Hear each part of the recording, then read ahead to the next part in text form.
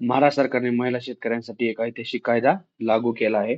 22 जुलै 2026 रोजी महाराष्ट्र महिला शेतकरी सक्षमीकरण अधिनियम 2026 लागू करण्यात आला आहे.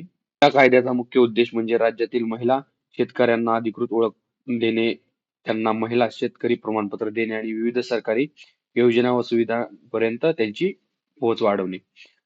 आता सर्वात महत्त्वाचा प्रश्न म्हणजे जर एखादी महिला 18 वर्षे किंवा त्यापेक्षा जास्त वयाची असेल आणि शेती, पशुपालन, दुग्ध व्यवसाय, कुक्कुटपालन, मत्स्य व्यवसाय, मधमाशी पालन, बियाणे उत्पादन, फळबाग, भाजीपाला, शेती प्रक्रिया किंवा इतर कृषी कामांमध्ये प्रत्यक्ष सहभाग घेत असेल तर ती महिला या कायद्यानुसार महिला शेतकरी म्हणून पात्र ठरू शकते.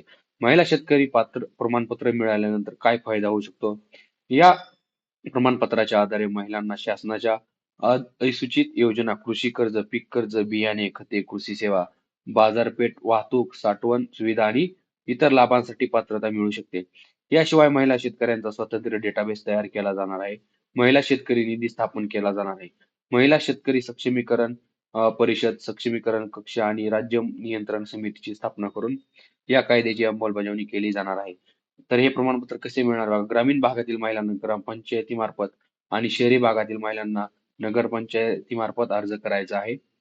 ग्रामसभा किंवा नगरपंचायत पात्रता तपासून मान्यता देईल आणि त्यानंतर महिला शेतकरी प्रमाणपत्र दिले जाईल.